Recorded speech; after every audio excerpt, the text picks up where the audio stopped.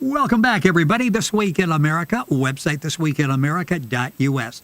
With us on the program today, Oscar Kastner. He's the author of the book, My Spiritual Legacy. A grandfather invites his grandchildren and others to share the wonderful physical and spiritual adventure of life. Oscar is from Tulsa, Oklahoma, is passionate in his study of science and Christianity. He and his wife, Dorothy, raised 4 sons. He's been associated with the Tulsa affiliate of the National Alliance on Mental Illness for 25 years, also has served with Prison Fellowship, the Stephen Ministry, and Evangelism Explosion. Our guest on the program, author of My Spiritual Legacy, Oscar Kastner. Oscar, welcome to the program. Great to have you with us today. Well, thank you for having me. This is a really interesting concept behind the book, and I understand what it all came about because you really missed having the influence of your grandparents on your lives. You only had one living at the time of your birth and died when you were 6 years old. So what you really wanted to leave that legacy and be able to communicate with your grandchildren. Yes.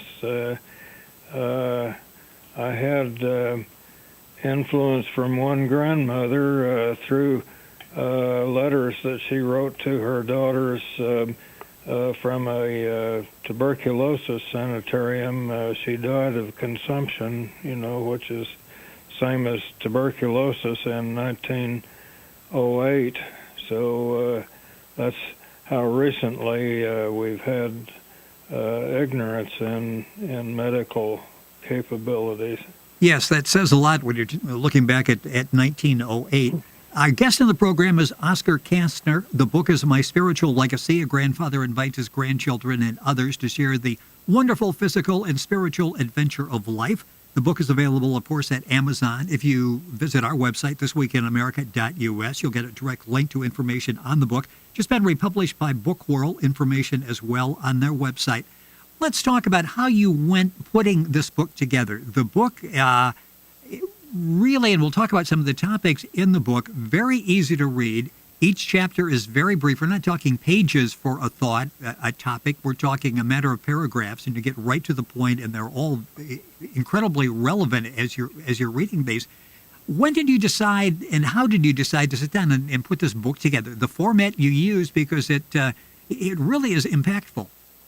Well, it's kind of a journal, really. I started out just recording things that were of interest to me on a daily basis, and then I thought, since I didn't have communication with my grandparents, how would it be if I'd accumulate this information to share with my own grandchildren? So that's how it came about. In the book, My Spiritual Legacy, you talk about, as you decided to do this, and you went about the process of putting your thoughts down on paper, you decided to reread some of the books that influenced you. What were some of the books that really touched who you are and made you the man that you became? Well, I've read both fiction and nonfiction. I have certain authors that really inspired me.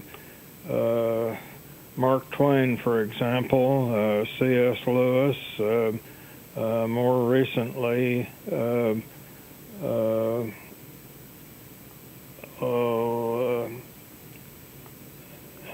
can't think of his name. Well, there are many, and as you read, and obviously an avid reader, as you would read, what these people really helped shape you. I mean, they had a big impact on you. Their words were very meaningful for you. Yes, I'm sure, reading the thoughts of others is important, and I had a kind of a self-improvement awakening back in the middle 70s.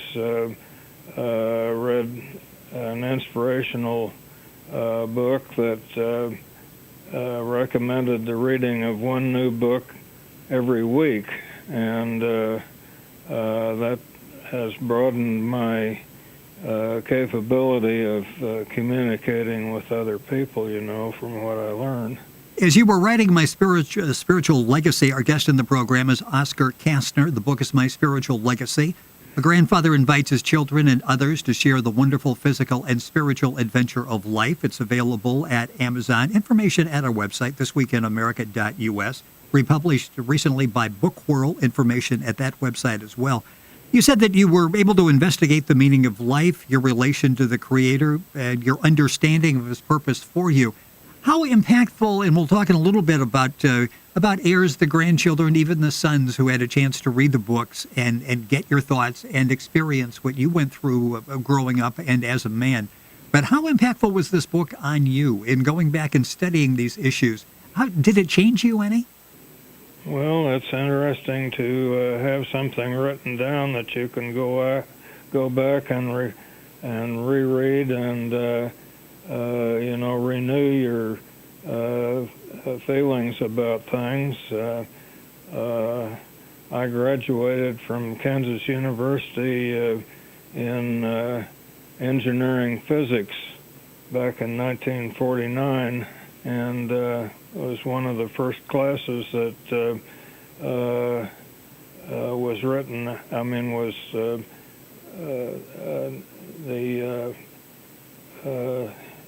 The course was developed after the development of the atomic bomb, and so that's been interesting to me. The articles are not really in any particular order. You say they're sort of random, but you did try to associate them by various topics. And let's talk about some of the topics, because I'm reading these, I'm going, wow. And up until a little bit ago, I had never talked to Oscar, but I'm reading, and it's like these words really have some meaning. You start, the first chapter is lack of communication, and you're talking about basically from a world standpoint, but it's something we all could use in this country to try to understand each other and get along. And you said peace comes through communication with understanding. How important is that last part, with understanding? It's one thing to communicate with people. It's another thing to fully understand what it is. We don't have to agree with them, but fully understand what it is they're saying.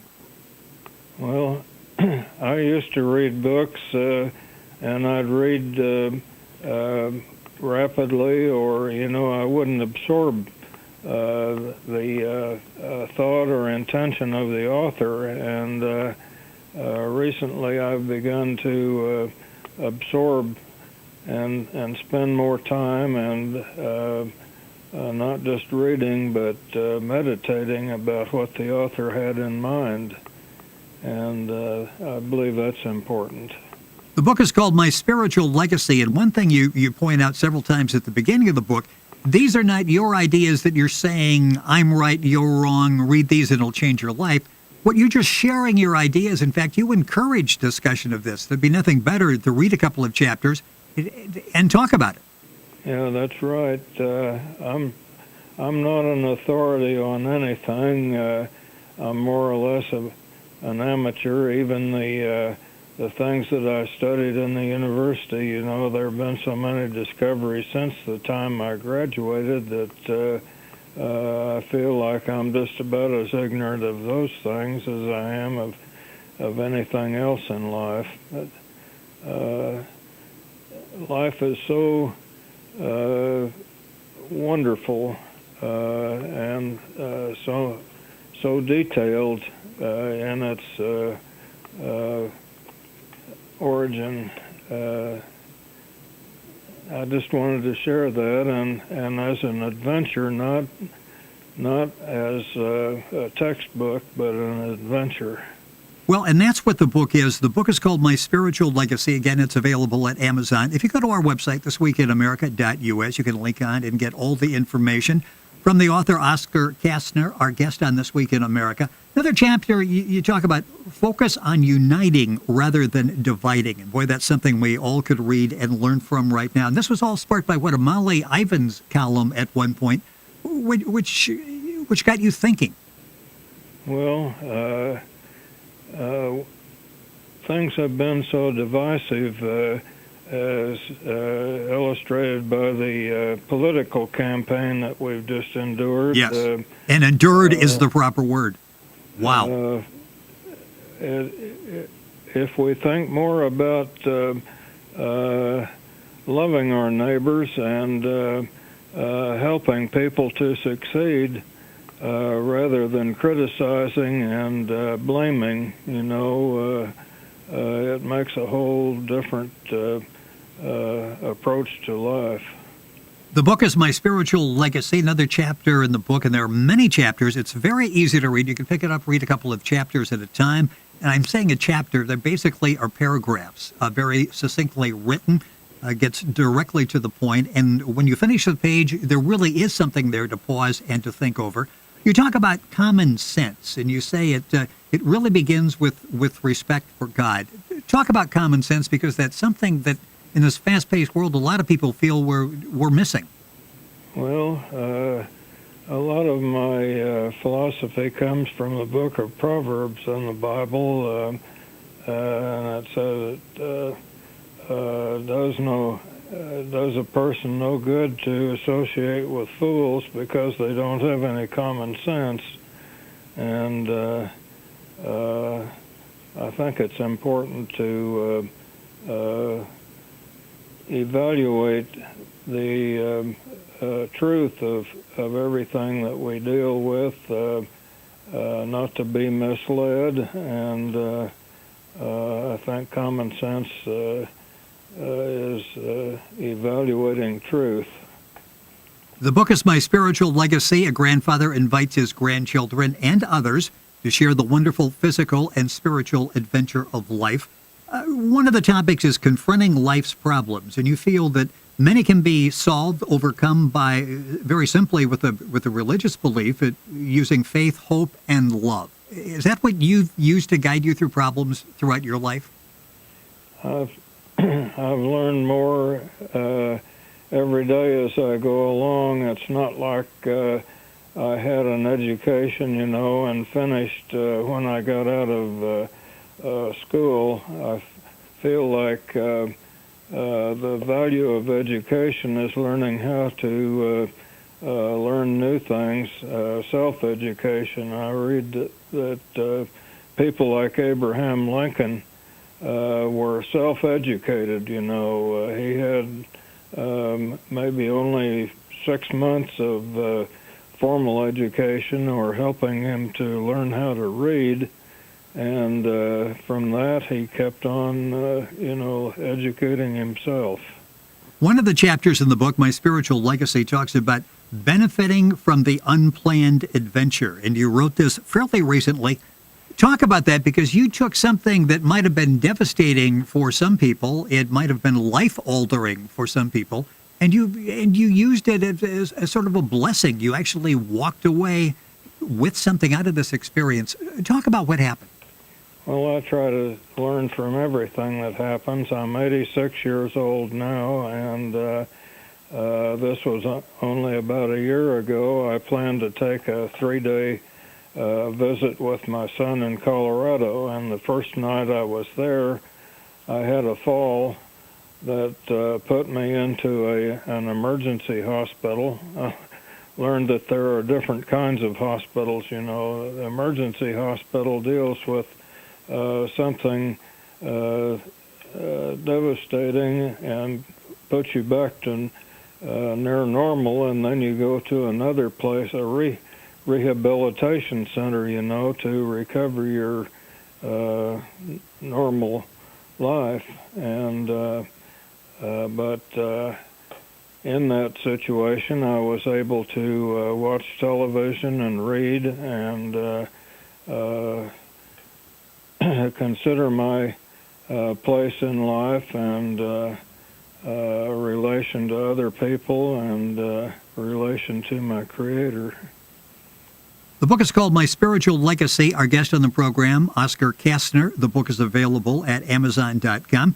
Been republished by Book World. Information at their website, and of course information and a direct link at our website, thisweekinamerica.us. A few minutes left in the program, and one of the topics, and this I think is so important to everybody, and it's one that you could have written this 100 years ago, you could have written it yesterday, called The Art of Listening. And you say that's really the first step to getting people to like you, is to just pay some attention to people and just listen to them. They're talking, you might as well listen to what they have to say. Well, I've read books written by other people on that subject, and especially men are from Mars and women are from Venus. Yes. It's interesting to listen to a conversation between two women that they know both how to speak and how to listen and how to relate things that are important to them, things that have happened during the day to the children, their families, and things like that. And I've also read if you ask a person to tell you their name and their occupation and what's interesting to them, they begin to like you, and it builds a friendship just by knowing how to communicate. You just mentioned empathy. Empathy and compassion is a topic that you discuss, and you're saying, and people often have this question: why does our Creator have us suffer, make us suffer, put us through that? And you're saying that our pain and suffering really helps us to help other people through their periods of pain because we've experienced that as well. I believe that because people ask, why does God allow suffering? I say suffering tells us that something is wrong and something needs to be corrected, and so suffering is not a punishment, but it's an opportunity to learn how to overcome the difficulty, and then having overcome it, you're able to help other people that have similar problems. I mentioned each of these chapters, and I'm calling them chapters, but again, it's several paragraphs that are powerfully written. One, you talk about religion, and you're saying that really needs to be reflected in our daily lives. It's not some man-made ceremony. And for so many people, religion is something Sunday from 10 to 11:30, and I drive there. That's I go to and then I come home.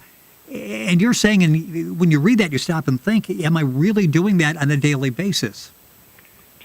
Well, to me, there's a difference between spiritual life and religion. And when I go to church, I go with the expectation of having my battery recharged and give me an opportunity to think about how I can help other people. And to me, that's my only excuse for living this long, is to be able to help other people.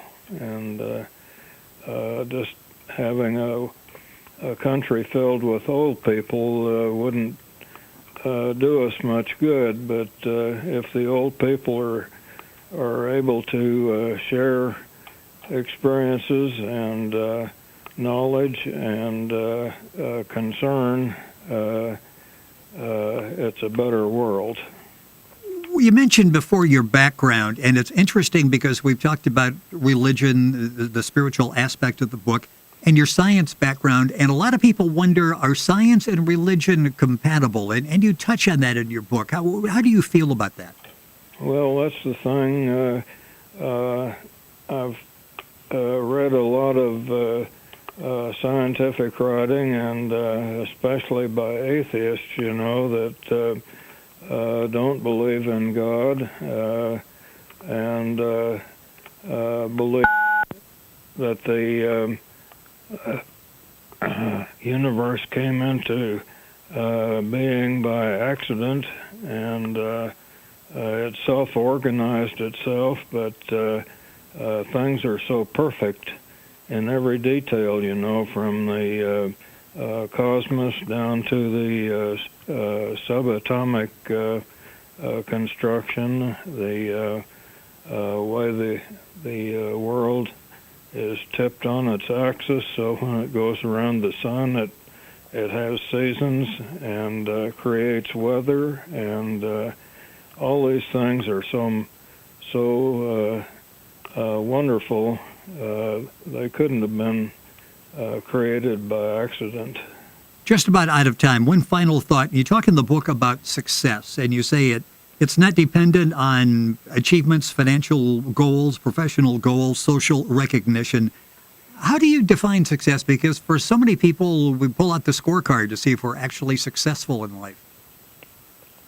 Well, I began to think about this when I was in high school. I was in my graduating class. I was called the boy most likely to succeed in my the annual yearbook when I graduated, and so I've thought about it ever since. And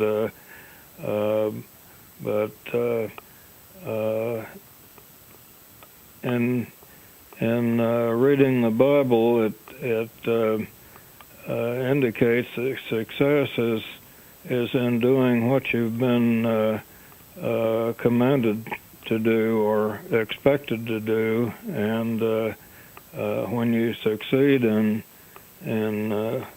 following those instructions, to me, that's success. Well, you have been successful. The book will touch a lot of people, and I just got to squeeze in one more question here. Written for your grandchildren and others to sort of share your thoughts and begin a dialogue. What was the response of your sons and your grandchildren? Well, I have one grandson especially that's kind of a thoughtful person, and we're beginning to have a dialogue on it, and others I've just had pleasant appreciation. Not a whole lot of, I mean, the book is just now published, so it'll be a while before I have a lot of discussion, but so far it's been very successful in that. Well, it will provoke discussion in a very positive way. Our guest on This Week in America has been Oscar Kastner. That's Kastner. The book is called My Spiritual Legacy. A grandfather invites his grandchildren and others to share the wonderful physical and spiritual adventure of life. The book is available at Amazon.com, DoranceBookstore.com, republished by Bookworld, information at their website. And, of course, you can go to our website, thisweekinamerica.us, and log on directly and get information on the book. Oscar, it's been a pleasure to have you on the program. Excellent job with the book, and thank you for joining us. Well, thank you for having me and directing such meaningful questions. It has been our pleasure. You're listening to This Week in America. Our website, thisweekinamerica.us.